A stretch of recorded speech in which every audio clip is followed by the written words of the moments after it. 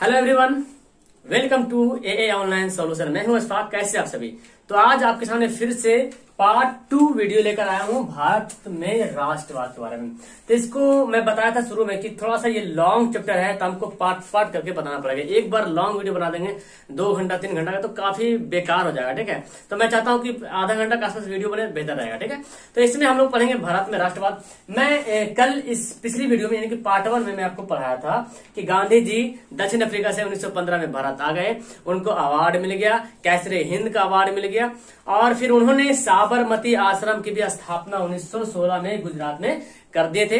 और उनको सबसे पहला जो है भाषण बोलने का मिला था कहां पे, क्योंकि वो दिग्गज नेता नहीं बने थे उस टाइम, तो सबसे पहला उनको भाषण जो मिला था 1916 में आपका 1916 में मदन मोहन मालवीय के द्वारा जो हिंदू विश्वविद्यालय की स्थापना करना था, उसको शुरुआत करना था, तो उसी के दरमियान उन्होंने मतलब पहला भाषण उन्होंने दिया। पहला अभिभाषण था गांधी जी का। और गांधी जी बोले थे कि जो राष्ट्रीय जो आंदोलन कर रहे हैं वो किसी संपन्न लोगों के द्वारा नहीं हो सकता है, यानी कि हमसे आपसे कुछ जो नेताओं के द्वारा ही नहीं हो सकता, इसमें पूरा जन साधारण की जरूरत है, जन साधारण यहाँ पे चाहिए। इतना सारा इसमें बात हम लोग पीछे पढ़े थे। अब हम लोग पढ़ेंगे पार्ट 2 में पढ़ेंगे कि जो प्रथम विश्व युद्ध, उसी के दौरान आपका प्रथम विश्व युद्ध चला था। प्रथम विश्व युद्ध आपको पता है कि 1914 से 1918 के दरमियान प्रथम विश्व युद्ध हुआ था, जिसमें अंग्रेज भी शामिल था, धुरी राष्ट्र, मित्र राष्ट्र और धुरी राष्ट्र था, है ना। अंग्रेज, फ्रांस, ब्रिटेन आपका एक तरफ था, फिर उधर आपका जर्मनी वगैरह एक तरफ था। तो इस तरह से प्रथम विश्व युद्ध हुआ था। तो प्रथम विश्व युद्ध हुआ था तो इसमें होना क्या था जी कि अंग्रेजों ने जो ब्रिटिश शासन था वो हिंदुस्तानियों, जो भारतीय जो सिपाही था, उनको जबरदस्ती घिसेट कर पकड़ कर बिना कुछ बोले हुए मतलब सिपाही में भर्ती किया और वहां पे मतलब उसको युद्ध में तैयार करना था। तो फिर कहने का मतलब यह है कि अब एक सवाल आता है कि सर जो हमारे भारतीय जो रहनुमा थे, जो नेता थे, वो लोग क्या कर रहे थे? तो जो कांग्रेसवादी थे, जो कि देशभक्त वाले लोग थे, जो नेता थे, उनको लगा कि अगर प्रथम विश्व युद्ध में हम सहयोग दे देते हैं तो हो सकता है कि प्रथम विश्व युद्ध के बाद हमको इससे छुटकारा मिल जाएगा, स्वाधीनता की प्राप्ति हो जाएगी, स्वराज की प्राप्ति हो जाएगी। ठीक है, इसीलिए इन्होंने समर्थन दे दिया और गांधी जी भी समर्थन दे दिए थे।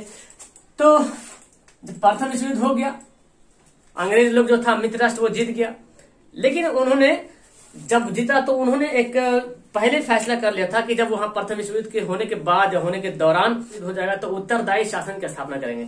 अब यहाँ पे लेकिन वैसा हुआ नहीं। तो जब प्रथम विश्व युद्ध हो गया उसके बाद देखिए मतलब क्या प्रभाव हुआ। सबसे पहले तो हुआ आर्थिक परिणाम देखिए कैसे हुआ, इसके बारे में कैसे जानेंगे। देखिए जब प्रथम विश्व युद्ध जब शुरू होने वाला था तो 1914 से 1918 के दरमियान क्या किया अंग्रेजों ने, अपने जो हिंदुस्तानी जो भारतीय जो सिपाही था उनको जबरदस्ती भर्ती कर रहा था। यानी कि सोच सकते हैं अभी के दौरान में पुलिस सिपाही में भर्ती होने के लिए क्या से क्या करना पड़ता है। और उस टाइम जो है प्रथम विश्व युद्ध में गांव में जो लोग, जो जवान थे, यंग थे, जो गांव में जो किसान खेती करते थे, उनको जबरदस्ती पकड़ करके, है ना, उसको भर्ती कर लिया गया। तो जब भर्ती किया गया तो घर वाले जो आदमी होगा उनसे भी तो बोलेगा भाई इसको विरोध ही करेगा, तो नहीं मेरा बेटा नहीं जाएगा भर्ती में। ऐसा हुआ क्योंकि जाना कि प्रथम विश्व युद्ध हो रहा है, बहुत सारे जान माल की क्षति हो जाएगी, लोग मरेंगे। तो लोगों ने रोका, लेकिन सरकार ने एक दिमाग लगाई, क्या दिमाग, खतरनाक दिमाग लगाई कि बोला कि चलो ठीक, इसका जो सैलरी होगा, जो महाना जो तनख्वाह होगा, इसको दे दिया जाएगा। लेकिन अब इतने सारे लोग को भर्ती कर ले, एक बार भर्ती कर लिया तो पैसा कहां से लगा? तो जो ब्रिटेन था वो दूसरे देशों से कर्ज ले लिया काफी भारी मात्रा में। अब उसको कर्ज को कैसे चुकाएगा भाई? तो यहाँ पर जो है खुद से इनकम टैक्स बढ़ा दिया, है ना, जो दाम कीमत में बढ़ा दिया, खाद्यान्न मिलना मुश्किल हो गया। अब जो किसान वाले जो बेटे थे, किसान के जो जवान थे, यंग बहादुर थे, वो चला गया युद्ध में, तो खेती कौन करेगा भाई? खेती का भी मामला आ गया, कृषि पे भी इफेक्ट पड़ गया। बहुत सारे लोग तो क्या किया कि कृषि छोड़ दिया, दूसरा काम अपना लिया। तो इस तरह से मंदी हुआ, है ना। जो गरीब जो परिवार जो लोग थे, जो गरीब परिवार लोग थे, उनको बहुत ही सामना करना पड़ा आर्थिक प्रॉब्लम का। ठीक है, दूसरा है क्रांतिकारी गतिविधि। क्रांतिकारी गतिविधियां भी बहुत काफी तेज बढ़ गई। जब प्रथम विश्व युद्ध हुआ, देखा कि जब प्रथम विश्व युद्ध के दौरान वहां जा रहा, मतलब पूरा सरकार, जो ब्रिटेन सरकार जो है प्रथम विश्व युद्ध के दौरान में जो है लगे हुए हैं, तो क्रांतिकारियों ने सोचा कि इसको तख्ता पलटने के लिए कुछ ना कुछ करना पड़ेगा। तो क्रांतिकारी जो देश में थे, जो बाहर देश में थे, उन्होंने क्रांतिकारी कदम उठाया और यहां तक कि जैसे कि आपका पंजाब हो गया, उत्तर प्रदेश हो गया, बिहार हो गया, ये सब जगह में काफी जो है मतलब गतिविधियां देखने को मिला, क्रांतिकारी गतिविधियां मिला जैसे यहाँ तक कि कनाडा में है ना, कनाडा में, अमेरिका में भी इसका देखने को मिला, जर्मनी में भी गतिविधियां देखने को मिला। यानी कि जो भारतीय जो कनाडा में थे, जर्मनी में थे, तो इसका एक सवाल ऐसा भी आता है कि कनाडा में आपको बता दें कि कनाडा में तो सैन फ्रांसिस्को अमेरिका में, ठीक है, सैन फ्रांसिस्को जो कि अमेरिका में है। अमेरिका में लाला हरदयाल ने 1913 में गदर पार्टी की स्थापना कर दिया। लाला हरदयाल ने अमेरिका में गदर पार्टी की स्थापना कर दिया 1913 में। और फिर 1914 में उन्होंने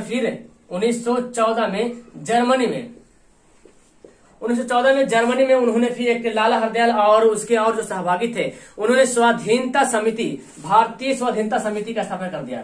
ठीक है, भारतीय स्वाधीनता समिति की स्थापना कर दी गई 1914 में। और इसी के दरमियान 1915 में भी जर्मनी में महेंद्र प्रताप नाम का एक आदमी था, महेंद्र प्रताप क्रांतिकारी था। उन्होंने वहां पे भारतीय अस्थायी सरकार की स्थापना कर दी, भारतीय अस्थायी सरकार।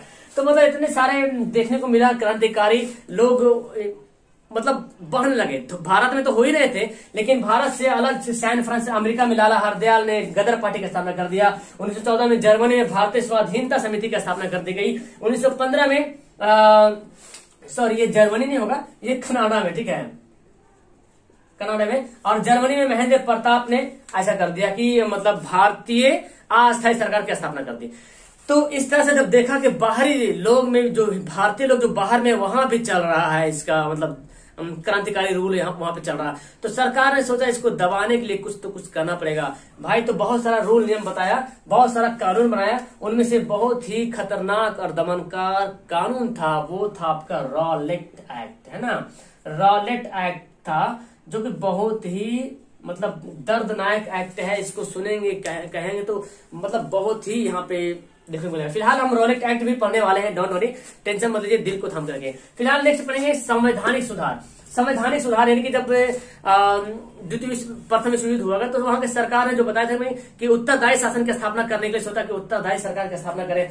तो भारत में जो मॉन्टेग्यू चेम्सफोर्ड ने 1919 में मॉन्टेग्यू चेम्सफोर्ड, जिसको भारत सरकार अधिनियम भी बोलते हैं, उसको स्थापना कर दिया, पारित कर दिया। और इसके आधार पर क्या किया कि निर्वाचित सदस्यों की संख्या बढ़ा दी गई, जो परिषद में था उसकी संख्या बढ़ा दी गई, ठीक है, विधायी परिषद की संख्या बढ़ा दी गई, निर्वाचित सदस्य की संख्या बढ़ा दी गई। ये सब काम इसमें मॉन्टेग्यू चेम्सफोर्ड, जिसको बोलते हैं भारत सरकार अधिनियम 1919 में हुआ था। और एक राष्ट्रवादी गतिविधियां, ये भी बहुत अच्छा यहाँ पे पॉइंट है जी कि राष्ट्रवादी गतिविधियों में आपको बहुत सारा देखने को मिला है। राष्ट्रवादी मतलब देश में राष्ट्रवादी पैदा होना, ठीक है, देश में अपने राष्ट्र के बारे में जो है भावनाओं को पैदा करना। तो सबसे पहले यहाँ पे राष्ट्रवादी भावना पैदा करने के लिए लोगों में सोचा कि कैसे राष्ट्रवाद देश में पैदा करें, क्योंकि यहाँ पे भारत में हिंदू, मुसलमान, सिख, ईसाई बहुत सारे थे, लेकिन दो लोग जो ज्यादा थे, हिंदू वाले और मुसलमान वाले। तो इसमें आपस में बनना भी जरूरी था। भारत का जो स्वराज, अगर स्वाधीनता प्राप्त करना है तो ये दो कौम अभी भी वर्तमान में इसकी जरूरत है कि हिंदू मुसलमान अगर एक रहे तो भारत को कोई आंख दिखाने वाला नहीं रहेगा। और अभी भी आप देखिए कि अगर कुछ गड़बड़ हो जाता है हिंदू मुसलमान में तो तितर बितर हो जाता है, मतलब ऐसा मसला देखने का था। तो उस टाइम भी ऐसा मसला था कि अगर हिंदू मुसलमान अगर एक रहे तो ये काफी ताकत मिलेगा और उसके खिलाफ हम लड़ सकते हैं। तो कैसा क्या, जो 1906 में जो मुस्लिम लीग की जो स्थापना हुई थी 1906 में, और उसके बाद एक आया था आपका 1909 में मार्लो मिंटो सुधार, है ना, 1909 में मार्लो मिंटो सुधार आया था। तो उसके तहत में क्या हुआ था कि जो मुसलमानों के लिए एक स्पेशल प्रतिनिधि बनाया जाए, उसका भी नेता बनेगा, उसका भी राजनीतिक में नेता भाग लेगा मुसलमानों के लिए। तो ये बन गया था कानून 1909 में, लेकिन ऐसा हुआ था नहीं। तो 1906 में जब मुस्लिम लीग की स्थापना हुआ तो कांग्रेस जो 1885 में जो कांग्रेस की स्थापना हुई थी, तो वहां पे मतलब कांग्रेस लोग और सभी नेताओं ने सोचा कि हमको यहाँ पर भारत में हिंदू और मुसलमान में बीच में सौहार्द पैदा करना। तो क्या किया जाए, इन दोनों का बीच में समझौता हुआ, ठीक है, मुस्लिम लीग और कांग्रेस के बीच, ठीक है, मुस्लिम लीग और कांग्रेस के बीच 1916 में समझौता हुआ है जिसको नाम है लखनऊ समझौता। ठीक है, लखनऊ समझौता। ठीक है, याद रहेगा, लखनऊ समझौता 1916 में हुआ था। तो जब ये लखनऊ समझौता हुआ था, आपस में मुसलमान हिंदू में एक प्यार मोहब्बत एक दूसरे पर, क्रांतिकारी पैदा हुआ, आपस में एकदम राष्ट्रवादी पैदा हुआ कि हमको अब स्वाधीनता लेकर रहना पड़ेगा, इसका जो जुल्म सितम जो ढा रहे हैं ये जालिम लोग, इसको अब खत्म करना है। ठीक, ये अपने अंदर एक जज्बा पैदा हुआ। और आपको ये भी पता कि 1916 में ये भी लागू हो गया था home rule league, Annie Besant और बाल गंगाधर तिलक जो मिलकर के एनी बेसेंट ने होम रूल लीग की स्थापना कर दी गई। तो ये सब काम यहाँ पर प्रथम विश्व युद्ध के बाद ये सब मतलब भारत पर प्रभाव पड़ा। यानी कि प्रथम विश्व युद्ध हुआ तो जरूर, लेकिन एक मतलब नुकसान तो हुआ है, जो देश हारा है उसका तो नुकसान हुआ है, लेकिन हिंदुस्तान को भी नुकसान हुआ है। बहुत सारे लोग गए, तो जो लोग मरे जाकर के प्रथम विश्व युद्ध में जाकर के शहीद हो गए, उसको शहीद का दर्जा दिया जाएगा, बिकॉज ये अपने देश के लिए जान लौटा दिए। ठीक है, और देखिए कितना सारा काम हुआ। इसके बाद जो कानून बना दिया गया था रॉलेट एक्ट, बहुत ही खतरनाक और दमनकारी काम यहाँ पे आपको देखने को यहाँ पे मिलेगा। रॉलेट एक्ट, इसको बता दें हम। ठीक है, तो रॉलेट एक्ट जो लागू किया था, जो 1917 में जो उन्होंने कमिटमेंट किया था कि भारत में उत्तरदायी शासन की स्थापना करना है, तो 1917 में उत्तरदायी शासन की स्थापना करने के बाद इसी के दौरान जो रॉलेट एक्ट था उसको भी ये पारित कर देगा। मतलब ये एक ऐसा एक्ट था जी जिसको महात्मा गांधी जी ने इसको काला कानून के नाम से संज्ञा दे दी गई है। और इसको बोला गया, एक नारा भी दिया गया कि कोई वकील नहीं, कोई दलील नहीं, कोई अपील नहीं। ये नारा था इसका रॉलेट एक्ट का कि कोई वकील, ना तो कोई वकील होगा, ना तो कोई दलील होगा, ना तो कोई अपील होगा। यानी कहने का मतलब है कि रॉलेट एक्ट एक ऐसा एक्ट था, मतलब किसी को भी, जैसे कि लोगों को जो क्रांतिकारी जो लोग बढ़ रहे थे, तो ब्रिटिश सरकार ने सोचा कि इन दमनकारी जो क्रांतिकारी जो बढ़ रहे हैं, इन क्रांतिकारियों को कैसे रोका जाए। तो दमनात्मक यहाँ पे जो रूल कानून अपनाया गया वो रॉलेट एक्ट था कि किसी को भी अगर हमको शक हुआ, संदेह हुआ, उसको पकड़ कर डायरेक्ट जेल में रख दिया गया, जेल में बंद कर दिया जाएगा, और उसके खिलाफ कोई आवाज भी नहीं उठा सकते हैं, उसके खिलाफ आप कुछ मतलब धरना प्रदर्शन नहीं कर सकते, उसके खिलाफ आप अपील भी नहीं कर सकते हैं, है ना, कोई सुनवाई नहीं होगा उसके खिलाफ। मतलब कितना खतरनाक कानून था यार। अगर मेरे पे शक करेगा तुरंत जेल में डाल देगा, ऐसा कोई बात होता क्या?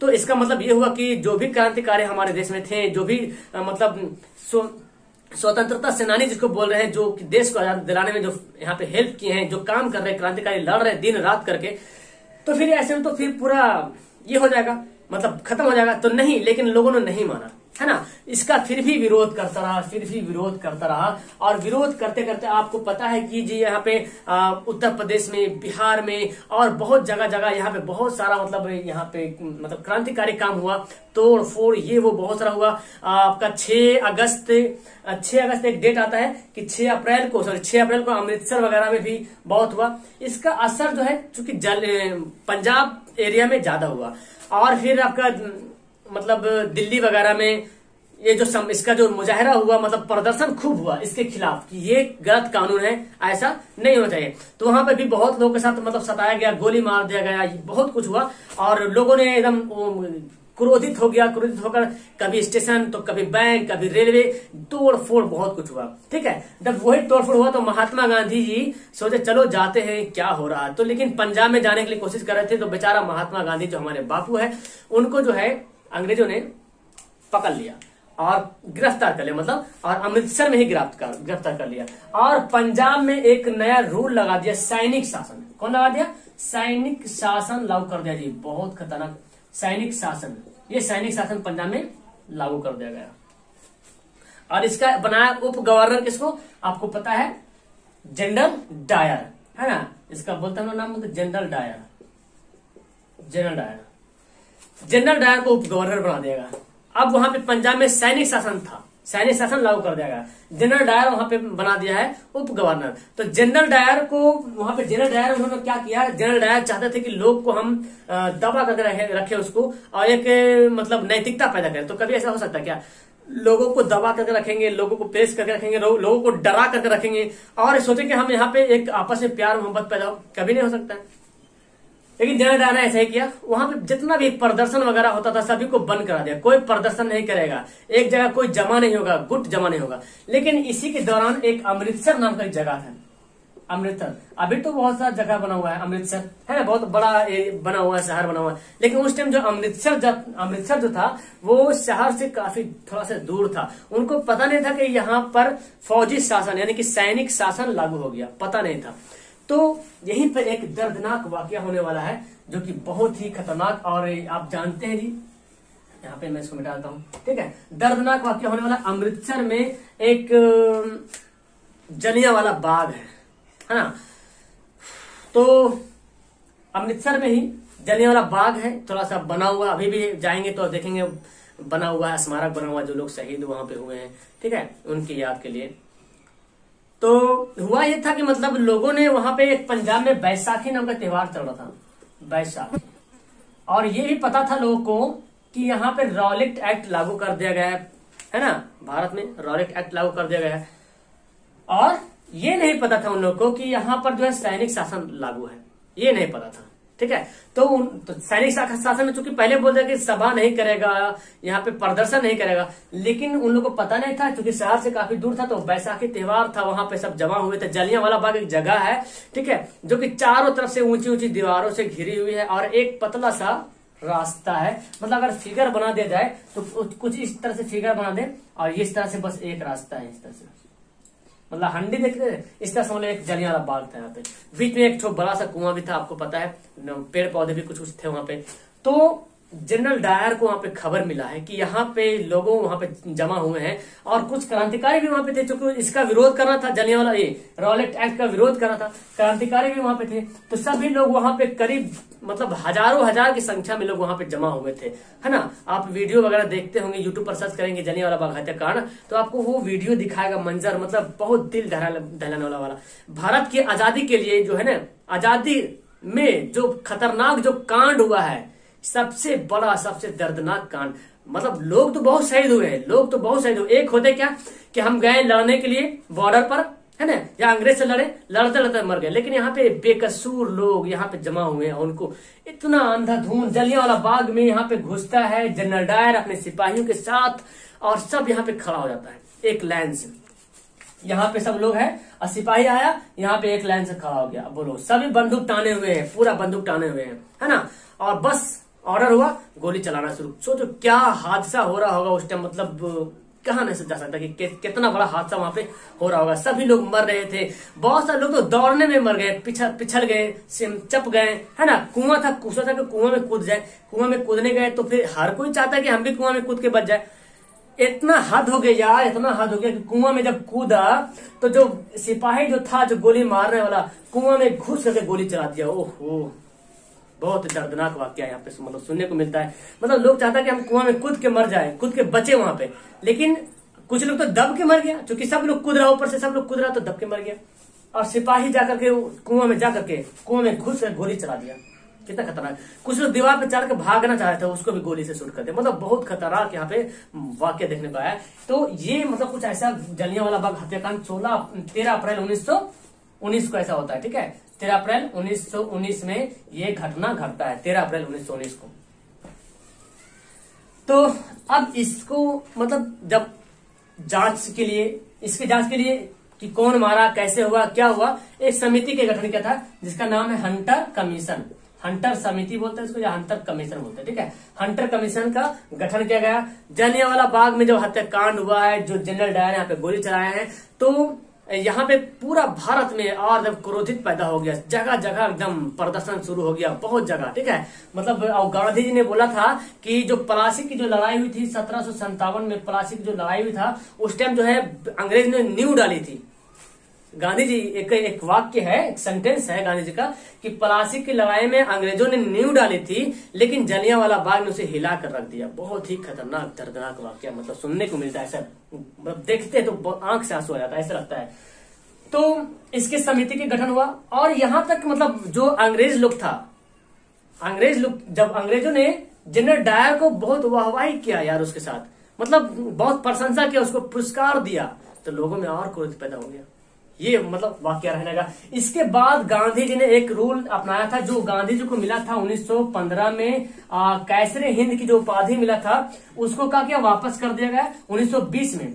1920 में कैसरे हिंद की उपाधि जो था वो वापस कर दिया। ठीक है, याद रखना कि गांधी जी ने जलियांवाला बाग हत्याकांड के उपरांत जो है 1920 में जो कैसरे हिंद की जो उपाधि मिला था उसको वापस कर दिया गया। और रविंद्रनाथ ठाकुर को नाइट की, सर नाइट की उपाधि मिला था, सर नाइट, इन्होंने भी वापस कर दिया था अपना उपाधि।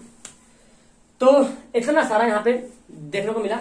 तो जलियांवाला बाग में सब क्लियर हो गया होगा। इसके बाद आपका एक खिलाफत आंदोलन आता है ना।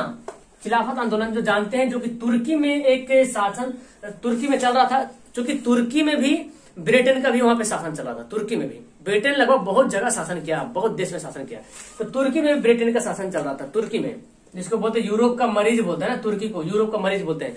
तुर्की में ब्रिटेन का शासन चल रहा था, तो वहां पे मुसलमानों के साथ वहां पे भी सताया जा रहा था। जो वहां खलीफा का जो पद हुआ करता था, मुसलमान में खलीफा नाम का पोस्ट हुआ करता था। जैसे पैगंबर होता है ना, प्रोफेट, उसके बाद खलीफा का पोस्ट हुआ करता था। वो शुरू से चलते आ रहा था। लेकिन वहां पे उन लोगों ने, अंग्रेजों ने इसको, मतलब इसका जो हक है, जो रूल है, जो अधिकार, इसको हनन कर रहा था। तो यहाँ के मुसलमान लोग ने वहां मतलब इसके खिलाफ आवाज उठाई। और आपको पता है कि दीन अली बंधु जिसको बोलते हैं, अली बंधु, शौकत अली और मोहम्मद अली, है ना, शौकत अली और मोहम्मद अली ने खिलाफत आंदोलन शुरू कर दिया। खिलाफत आंदोलन 1919 में, खिलाफत आंदोलन शुरू कर दिया 1919 में। ठीक है, और गांधी जी भी इसका समर्थन किए, क्योंकि गांधी जी तो चाहते थे कि सत्य अहिंसा के मतलब रास्ते पर चलते थे। वो जान रहे थे कि वहां भी अगर हो रहा, अगर चूंकि मतलब कौम में अपना एक मोहब्बत होता है यार। अगर आप कोई अगर मुसलमान यहाँ पे है और किसी दूसरे मुल्क के मुसलमान के साथ सताया जा रहा है, तो लोग यहाँ पे आक्रोशित होगा।